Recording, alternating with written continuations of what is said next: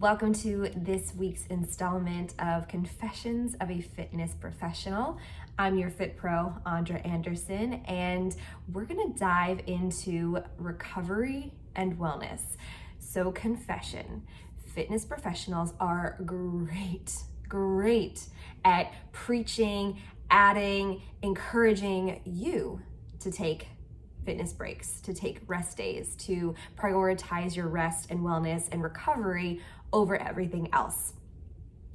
But fitness professionals, fitness instructors, group fitness pros, we are not the best at taking breaks. We are not the best at prioritizing our own wellness. In fact, I'm not gonna lie, even this past week, I taught 3 classes in one day. I was set for a contracted class, and then I had 2 private group classes, and they all just happened to fall on the same day. But there was a point in my 15-year fitness career where I taught, this is gonna sound awful, but like 20 classes a week. And during the height of COVID, I would teach 3-4 times a day. Sometimes it would be group classes, sometimes it would be filming something, sometimes it would be personal training, something like that, but really just trying to meet the demands of that particular time. And I will say, early on in my fitness career, a lot of doing lots of classes was really fueled by ego. Not ashamed to admit that. And I think a lot of fitness professionals that are just starting out would probably say the same thing. You're starting out, you want to try to make an impression, you want people to have you and your name at the top of their mind. So you want to try to be absolutely everywhere that you can be. And the truth is, it's hard and it's doable, but it definitely takes a toll on your body. So thinking about this idea of recovery and wellness, I want to focus on those topics. Like I said, we are super great at telling you how to do it, but not great at doing it ourselves. And I will say, if you are watching this or listening to this, you'll see it's a different background. I'm here on location in Chicago. We are taking a little bit of a week break. Actually, my husband has a conference that he's in Chicago for, so I decided to tag along and turn this into a rest and recovery R&R week for myself. And you might hear some sounds of the city that comes with it. So I'm trying to find a good quiet spot to do this, but unfortunately you might hear you'll hear some city sounds for sure. So on that topic, again, I decided this week to make it a rest and recovery week, and I'm excited about that, but also was kind of nervous going into it because it meant that I was leaving for a week some of my contracted classes. I was leaving some other opportunities. So I had a couple of requests for private group classes for this week that I wasn't able to fulfill because I'm here. But I think you have to sort of weigh those pros and cons with those missed opportunities, because you'll get other opportunities and the right ones will come along. But why are we so dang bad? Why are we so dang bad as fitness professionals at prioritizing our own rest and recovery? I'll start with this. Like I was saying, 1, ego. You want to be everywhere. You want to be everything to everyone. You want to be the person that people go to. And yeah, for sure, when I first started my fitness career, and even maybe not even that long ago, I wanted that. I wanted to be the person that people came to when they wanted to do a fitness group session or a private group session. I wanted to be the best instructor possible, the best in my area, all of those different things. I wanted to be the one that people thought of, and I wanted to book all the gigs and all the jobs. And that's great. And I, not knocking any fitness professional that's doing that, especially those who are doing it as their full-time career. You're constantly hustling. You're constantly hustling because there is no real guarantee. I mean, there might be some fitness pros who have taught the same class for like years and years and years, but the reality of that is you have a life too, so you're probably not teaching the same class for like 10 years straight. And if you are, I can help you. Let's talk. I can totally help you with that. So I think ego fuels a lot of it. I think also uncertainty, where you might not be able to book a gig that's longer than a few weeks or a few sessions. And if something comes along that's like 6 months or whatever, you just want to jump on it. You want to try to grab every single opportunity that comes your way. But at what cost? So maybe you've experienced this. When you run yourself too hard, when you go too fast, or when you go from 0 to 60, like all of a sudden you think, I'm gonna run a half marathon. And you just start running by doing 5 miles, even though you've never run before. Right? That's probably not gonna end up the best. You're gonna be really, really sore. You might even injure yourself. So how do we prioritize wellness and recovery when we have those big goals? I know Ace Fitness, I've seen like Nike pros, all of the biggest and best pros that have done a lot of research really recommend 1 to 2 rest days a week. And I know, and again, this is ego, when I was at my height of running races, running half marathons all the time, 10 milers, 10Ks, 5Ks, I wanted to run every day. I was like, no, if I stop, I will diminish my ability to do this. But in fact, when you stop, you're allowing your body to process what you're doing, you're allowing it to recover, you're allowing it to rebuild. So oftentimes, not always, I don't want to generalize, but oftentimes if you see somebody who is a runner and runs every single day, they probably have some pretty serious injuries. They might be trying to walk them off, they might not be getting any kind of treatment for it, but putting that amount of impact on your body every single day is gonna have some lasting effects eventually. So how do we do it? How do we have these big goals and aim really high, but also really try to recover and rest? I'm a little bit grateful for COVID. I mean, again, at the very beginning of COVID, I was trying to be everything for everyone in all places, teaching like 20 classes a week, doing live classes, doing free classes, filming all kinds of things. Oh my gosh, it was so hectic. But then when I took a moment to kind of step back, I realized, okay, me not teaching every single day, the world's not gonna end. I'm still gonna get teaching gigs. I'm still gonna be able to move my body. Yeah, I mean, if you take, months and months and months of a break, you're gonna have to take it slow to get back to the level that you would like to be, for your endurance, for your stamina, for your strength. Taking time off will show some diminishing returns, but not taking any time off might speed up that process even more, where you are constantly working through pain, working through injuries, working through things, and you don't realize how much it hurts or how bad it is until that very second that you stop or you're forced to stop. And I see that a lot in fitness professionals. I see go, injury, out of the game, a lot. Or injury, have to refocus and rethink about what I would like to do or how I'd like to prioritize myself over the offerings that I'm able to give. I see that far too much in fitness professionals. And I've been connected to a lot over the last almost 2 decades of fitness professionals who just go too hard, end up having to get surgeries on their back or their knees or feet, a lot of those areas, hips, feet, knees, back, ankles, all of those things. And it's sad. And I want to see people being able to offer what they would like and have and live the fitness journeys that they would like to have and still continue to help people. And I don't want to be part of that, especially as we age and our bodies demand different things from us, and our energy, endurance, stamina kind of change with diminishing hormones and just different needs overall. We have to reprioritize and we have to think more strategically about what we're able to offer. So I went into that with eyes open, especially after COVID, and realizing like my fitness career would not end if I took a day off. And surprise, it didn't. Actually taking a couple days off and restructuring what I was offering allowed me to have the energy to do more private classes and the things that honestly pay a little more. So that's been really rewarding in more ways than one. And had I not stepped back, I can't even think about what would be happening with my body or my interest. I think I see that too. I see some people, especially with Zumba instructors, not to like hate on Zumba, not hating on Zumba. I no longer teach it, but I saw a lot of Zumba instructors. There was such a high demand and people were teaching it every single day. And then they would lose interest in teaching it because it became this like chore that you had to go do instead of something fun and all of the things that brought you to it in the beginning. I mean, I think that could be true of any interest. It doesn't have to be fitness related at all.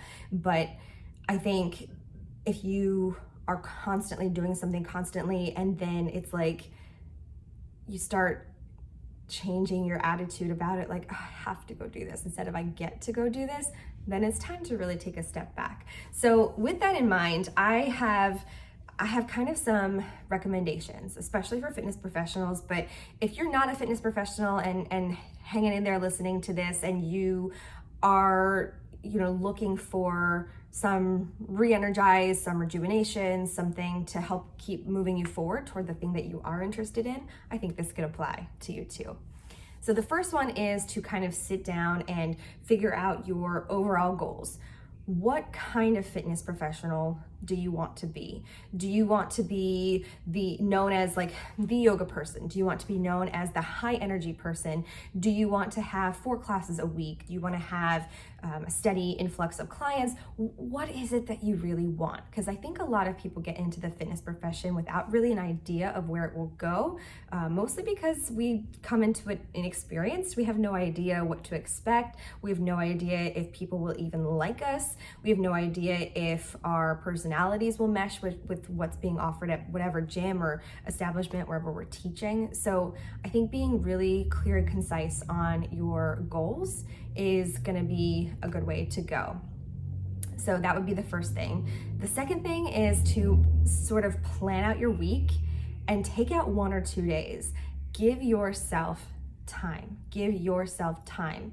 And the reason you need to do that is because you need a break to breathe. You need a break to recalibrate. You need time to fuel the rest of the workouts. You need time to be creative. If you're constantly go, go, go, go, go, go, go, go, go, eventually you won't have time to train. You won't have time to think of new ideas. You won't have time to learn new tracks or choreo or incorporate new music. Your stuff will kind of start to become stale. It will. It just will. No matter how amazing you are, no matter how good you are at your craft, you're going to become stale if you don't take a break.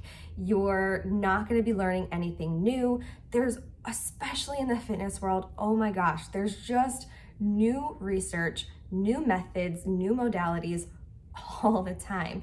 And if you're constantly grinding, you're constantly teaching, you don't have time to step back and learn all of those new techniques that could enhance the work that you're doing.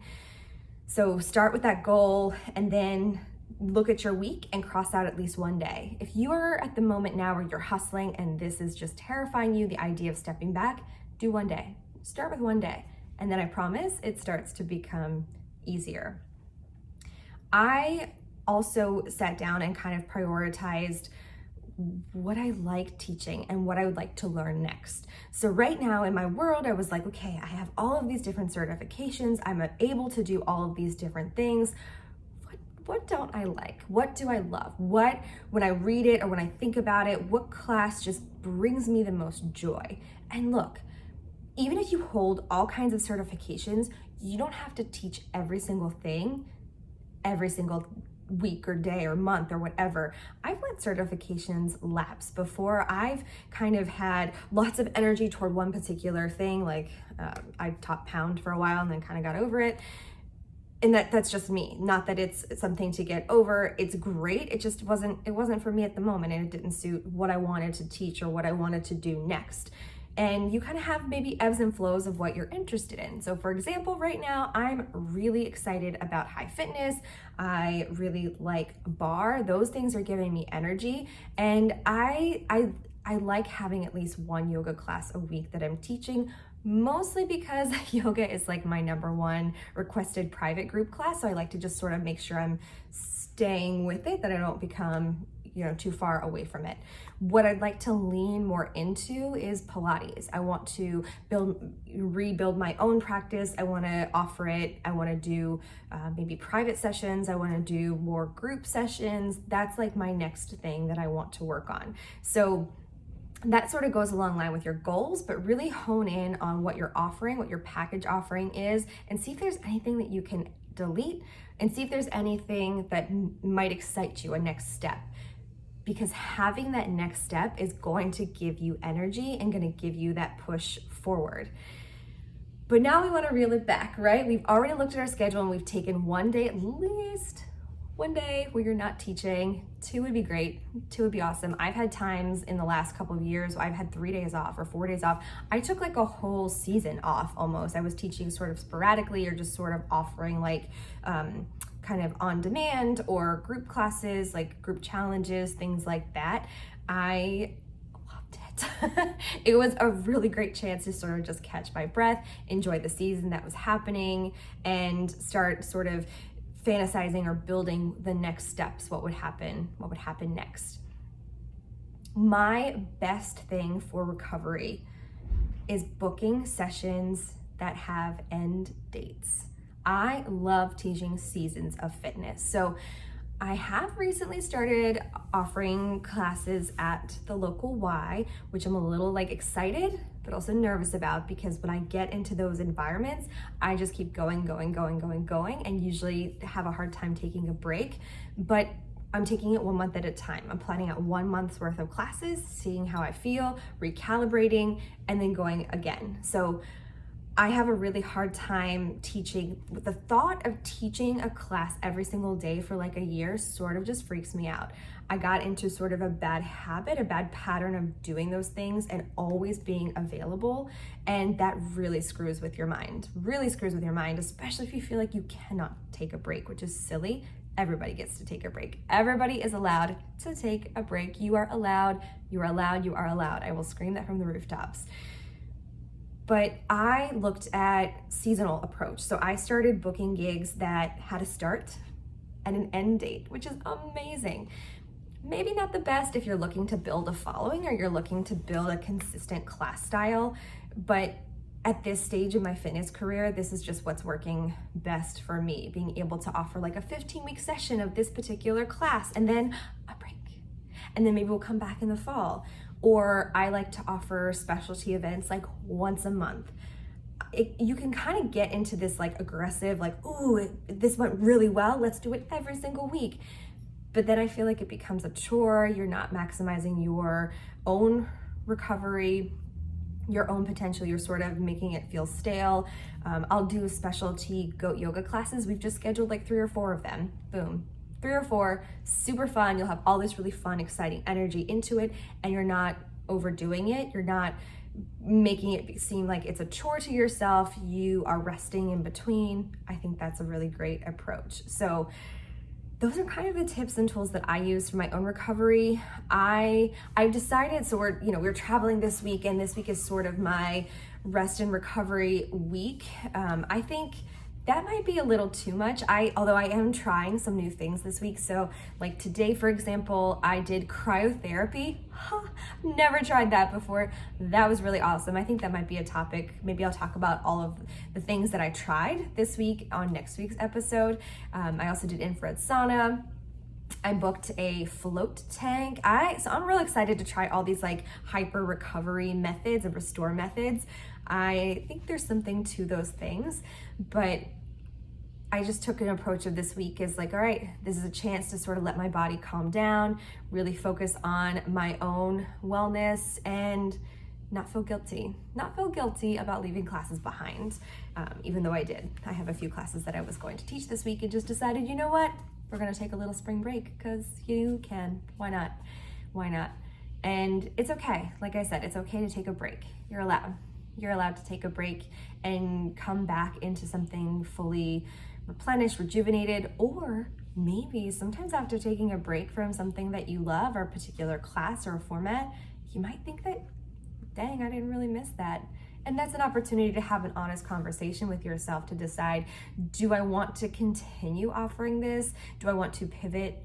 Oh, I said the pivot word. I told myself I would never say that word again post-COVID, but here we are. But really, do you want to reprioritize and teach something else or put your energy towards something else? Because especially as somebody who offers a service or a selection of services to other people, you have to love and believe in what you're doing, and otherwise the people that come, your clients, your students, your pupils, whatever it is, they're not going to get excited about it if you don't. And if you are just constantly hustling and constantly chugging away and pushing without really a light at the end of the tunnel, it's not going to be fun for you at a certain point. You could probably sustain it for a pretty long time, but it will eventually catch up to you. And I've learned that the hard way with several things, and now I kind of have this mechanism where I can kind of catch myself being like, oh, I have to go to that, where it's like, okay, I want to go to that. Luckily right now I found a pretty steady space, and I'm only saying yes to the things that I want to say yes to, which is a great place to be in. And I recognize that it took a long time to get there. I'm entering 15 years of fitness profession. So at first you sort of just want to take everything and do every opportunity and say yes to everything because you're afraid that it's not going to come back around. And I'll tell you, it comes back around. It sure does. It sure does. So this is your notice to take a break, to take a little time for yourself, to really prioritize your own wellness and recovery, whether that is sort of stepping back from teaching gigs or stepping back from the thing that you're spending so much time on, whether that's trying something new, whether that's really just honing in on your own sleep, your own daily rituals, making sure that you're getting 10,000 steps a day, or you're getting 8 cups of water, or whatever it is that makes you feel like a human being. So this is your sign to do those things, and this is your permission. This is your permission to do those things. So thank you for joining me for this week's confession. And next week, I will dive into all of the fun restorative practices that I've learned this week. So until then, take care of yourself. Bye.